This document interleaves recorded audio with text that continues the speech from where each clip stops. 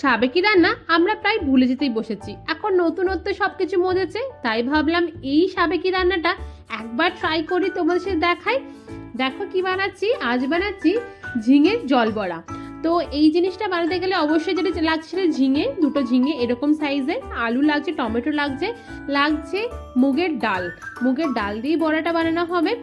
আর লাগছে টমেটো, কাঁচা লঙ্কা, আর মশলাপাতি তো লাগছেই, সেগুলোর জন্য দেখে নাও পুরো ভিডিওটা।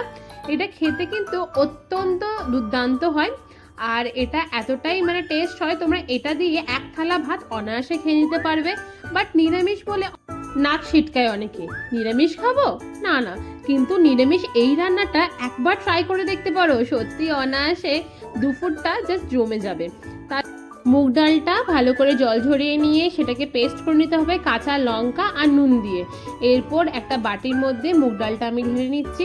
এরপর কি করব দেখো, ঝিঙে দুটো কাটবো, সেজন্য অবশ্যই ঝিঙেটাকে মুখটা আর পেছনটা ভালো করে ছাড়িয়ে নিতে হবে। এরপর ছালটাকে ছুলে নিতে হবে ভালো করে, ছালটাকে ছুলে নিয়ে কীরকম শেপে কাটবো তোমরা দেখে নাও। এরকমভাবে তোমরা করো, খেতে কিন্তু খুবই সুন্দর হয়, একবার তোমরা ট্রাই করে দেখতে পারো। কেননা এটা দিয়ে সেদিনকে আমরা অনেকটাই ভাত খেয়ে নিয়েছিলাম, আমার তো খুব পছন্দ হয়েছে এটা। তো অনেক সময় ভাবে না মাংস ছাড়া, মাছ ছাড়া মানে দুপুর আর রাতে খাবো কি করে, বাট এইভাবে তোমরা বানিয়ে খেয়ে দেখতে পারো, সত্যি দুর্দান্ত লাগে খেতে। দেখো ঝিঙেটা আমার ছালটা ছাড়ানো হয়ে গেছে। এরপর এটাকে মোটামুটি তিন কোণাভাবে কেটে নেবো। দেখো কীভাবে কাটছি, এইরকমভাবে টেরছে টেরছে তোমরা কাটবে, তাহলে দেখতেও ভাল লাগবে, খেতেও ভাল লাগবে। তো এরকমভাবে কাটা প্রায় আমার হয়ে গেল। এরপর দেখো কি করছি, আমি টমেটোটাকে কেটে নেবো। মোটামুটি টমেটোটা পুরোটা এরকমভাবেই কেটে নেবে, পুরো টমেটোটা আমার লাগবে না, মোটামুটি একটু হলেই হবে। এরপর কড়াই বসিয়ে নিলাম গ্যাসের মধ্যে, হাই ফ্লেম করে দিলাম, কেননা কড়াইটা গরম হওয়া চাই, তেলটা তাড়াতাড়ি করে গরম হতে হবে। আর দিয়ে দিলাম এর মধ্যে কালো জিরে ফোড়ন। কালো জিরেটা প্রায় আমরা গরম হয়ে এসে তেলটা, তার জন্য পুরো গন্ধটা যদি ছড়িয়ে গেছে। এরপর এর মধ্যে দিয়ে দিলাম আলু। আলুটাকে ভালো করে ভাজা ভাজা করে নিতে হবে, কেননা ভাজা ভাজা করাটা খুব দরকার, এর মধ্যে পুরো সেদ্ধটা হবে, সেজন্য আলুটাকে ভালো করে ভাজা ভাজা করে নিলাম। তার মধ্যে দিলাম এখানে টমেটো দিলাম, আর দিয়ে দিলাম ঝিঙেটা, আর তিনটে কাঁচা লঙ্কা। যেহেতু বাড়িতে মানে সবাই ঝাল খেতে পছন্দ করে না, সেজন্য গোটা কাঁচা লঙ্কা দিলাম, যাতে ঝালটা পুরোপুরি না ছড়ায়। আর ঝালটা যারা ঝাল খায় তারা চটকে নেবে লঙ্কাগুলো, তাহলেই ঝাল হবে। আর দেখো এর মধ্যে মুগের ডালের বড়াটা কিন্তু আমি দিয়ে নিচ্ছি।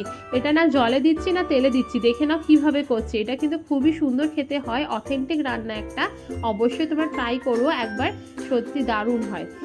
দেখে নাও। এবার দিয়ে দিলাম এর মধ্যে। এবার দেখো কীরকমভাবে হচ্ছে, ভাপে পুরো বড়াগুলো রান্না হবে, সেই জন্য দেখো কী সুন্দরভাবে তোমাদের তুলেও দেখিয়ে দেবো কীরকমভাবে তোলা যাচ্ছে। দেখো দেখো তোলা যাচ্ছে কী সুন্দরভাবে, খুব সুন্দরভাবে হয়ে গেছিলো, বেশিক্ষণ লাগেনি, খুব জোর হয়েছে। এটা 10 মিনিট লেগেছে, 10 মিনিটও লাগেনি, 5 মিনিট বলতে পারো, 5 থেকে 7 মিনিট, 10 মিনিটে পুরোপুরি লাগেনি।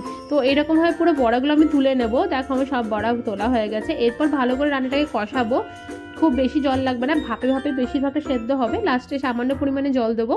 দেখো এবার সামান্য পরিমাণে হলুদ, স্বাদ মতন লবণ দিয়ে ভালো করে কষিয়ে নেব। সামান্য পরিমাণে চিনি সবাই যদি পছন্দ না করো নাও দিতে পারো, বাট চিনি দিলে নুন আর চিনি ব্যালেন্সটা খুব ভালো হয় রান্নার মধ্যে। আর দিয়ে দিচ্ছি আদা বাটা, এখানে কিন্তু অন্য কোনো বাটা নেই, খালি আদা বাটা। জিরে গুঁড়ো দিচ্ছি ধনে গুঁড়ো, এখানে সমস্ত রকম গুঁড়ো মশলাগুলো দিয়ে নিচ্ছি। তো এটা দিয়ে ভালো করে কষাতে হবে। আর দিয়ে দেবো এখানে লাল লঙ্কা গুঁড়ি আর কাশ্মীরি রেড মির্চি, তোমরা দিয়ে দিতে পারো, আমি মানে দুটো মিশিয়ে দিয়েছিলাম, তাই তোমাদের বললাম একসাথে। আমি লাল লঙ্কা গুঁড়ি মানে ঝালটাও দিয়েছিলাম, কাশ্মীরিও দিয়েছিলাম, যাতে কালারটা আসে ভালো রকম। দেখো কত সুন্দর দেখতে লাগছে, আর খেতে দারুণ হয়েছিল। একবার তোমরা ট্রাই করে দেখো, আর কার কার ভালো লেগেছে বানিয়ে পর এটা, তাহলে অবশ্যই কমেন্ট করে আমাকে জানিও সেটাও। আর রান্নাটা যদি ভালো লেগে থাকে তাহলে অবশ্যই চ্যানেলটাকে সাবস্ক্রাইব করে দেবে, আর এরকম সুন্দর সুন্দর রান্না পাওয়ার জন্য অবশ্যই কমেন্ট করে দিও। দেখো এবার ঢাকা দিয়ে দিলাম, বড়াটা এর মধ্যে খানিকটা সেদ্ধ হয়ে গেল। এটা কিন্তু খুব বেশি তেল লাগলো না, খুব কম তেলের মধ্যে হয়ে গেল। যেহেতু নিরামিষ রান্না, সেজন্য ঘিটা তো ম্যান্ডেটারি, মানে ঘি দিতেই হবে লাস্টে, তাহলে ফ্লেভারটা খুব ভালো আসে। দেখো রান্নাটা পুরো রেডি, কি দারুণ লোভনীয় দেখতে লাগছে না, সত্যি অসাধারণ খেতে হয়েছিল। তোমরা ট্রাই করো, আমাকে জানিও কেমন।